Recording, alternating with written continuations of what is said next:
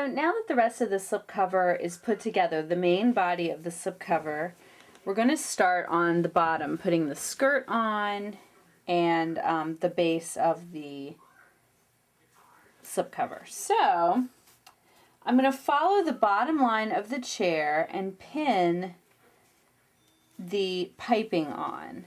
And the reason why I'm going to do this is because it'll give me a line where the skirt starts. And I'm just going to kind of follow the bottom of the chair. It doesn't have to be perfect. You just want to make sure it's not going all over the place. And I did trim off my fabric, the excess fabric, make it a little bit easier to work with so I don't have a ton of fabric hanging over what I'm trying to work on. And I'm just going to go around the entire chair. Now notice I'm turning up the fabric. Again, I can't stress enough, all the raw edges should face the same direction. Okay, and you're working inside out, so that's why I'm having to turn it up. Now, as you're working around the edge, you can kind of trim just to keep things a little bit neater.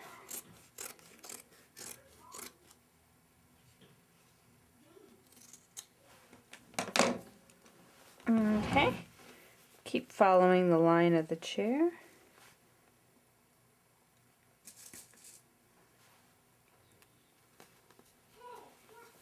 So I'm going to sew this on before I pin the skirt on. We are almost done with the chair, and then we'll just have to work on the cushion. So there you go. That's all I'm going to do. Just trim it up, and then I'm going to stitch that. So I'll keep pinning this, and then I'll show you how I put the skirt on. Okay, so I've stitched on the piping, you can see that there, and I've put the slipcover back on the chair inside out, and then I've taken the pieces of skirt that I saved earlier. This is drop cloth that has the hemmed edge on the side, and I made one long strip out of the 3 pieces I had by simply putting the right sides together and putting a stitch all along. So when you turn it out, there is a seam, and what I'm going to do is try to hide that seam inside a pleat. So you can make any kind of skirt you want to on the chair. You can do something that's ruffled, or you can make it floor length, or whatever you want.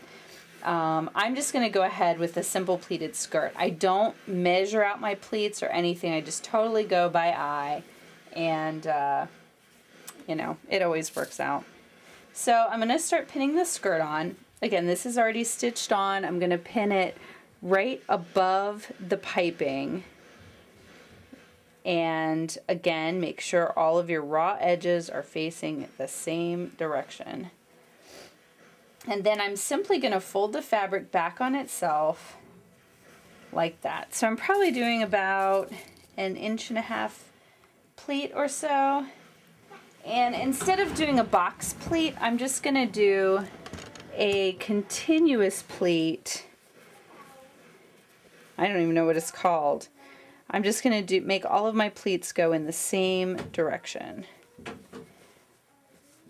Now for pleats for a skirt, you're going to need about at least twice the fabric.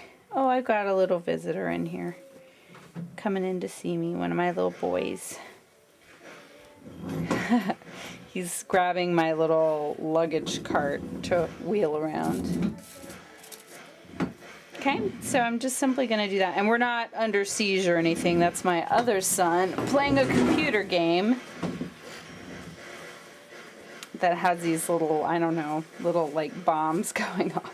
Yeah, he's a boy. Even though he's 4, he's already into all the like explosions and stuff.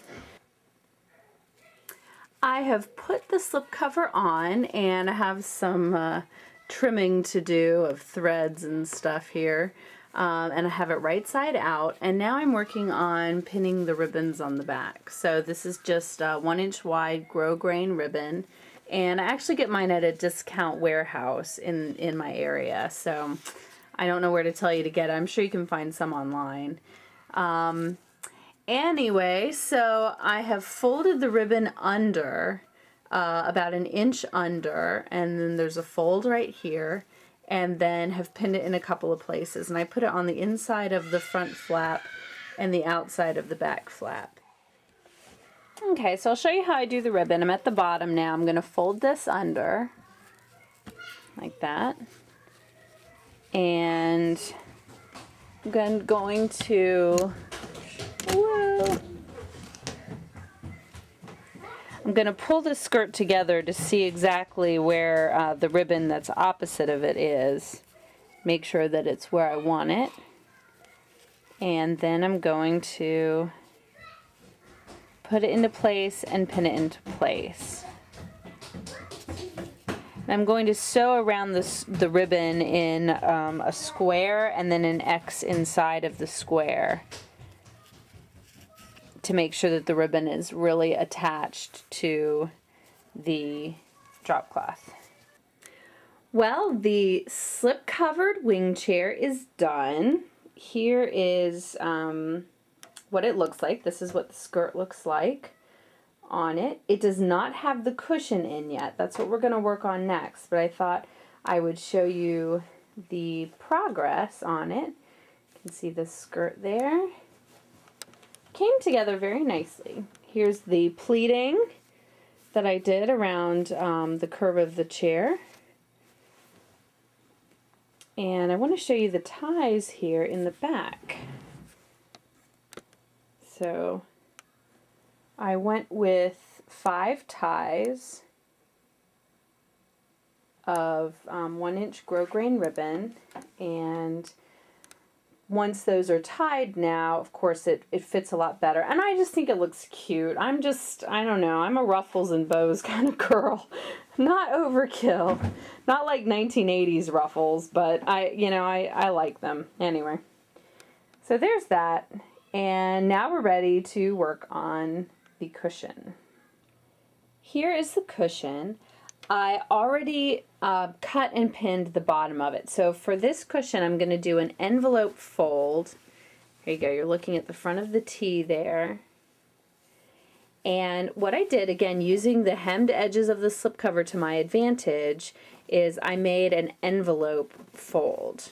Okay, so it's just fabric that overlaps maybe about 3 inches or so, with the right sides facing towards the cushion, and then I pin fitted this bottom piece on again. So I cut a strip out of the drop cloth that was long enough to run around the fabric, around the cushion, and then if I turn it inside out, you can see what I did. I pinned in cording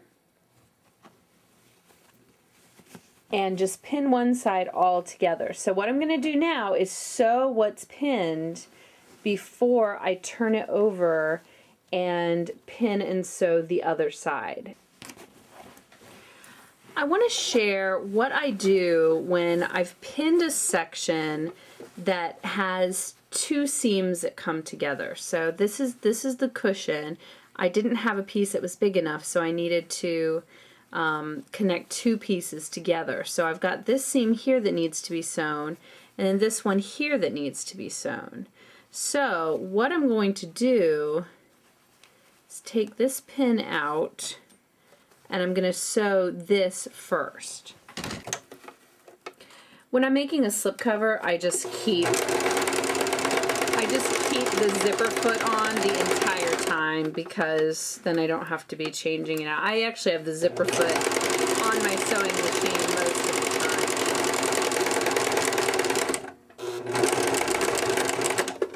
time. Yeah, and I know my sewing machine sounds terrible. It's a really cheap one.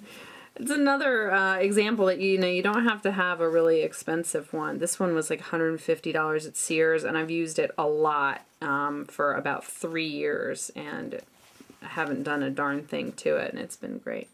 Okay, so I'm going to put this seam back together. This happens to be where the piping meets, so I'm going to kind of cross that over. And just pin that back together. And now when I sew this seam, I can just sew it straight since this is already stitched. Okay, now when you're sewing a slipcover, an important thing to remember is that there are a lot of layers going on, and you don't want all of these layers to be sewn. So I constantly am pulling on the fabric that's going out to the left of what I'm sewing, just to make sure I'm not sewing, you know, the bottom of the cushion into the side here. And it does still happen. You want to have a seam ripper handy, just in case. I've got the bottom and the side of the cushion sewn now, and it's time to attach the top. And this is a piece I just cut out.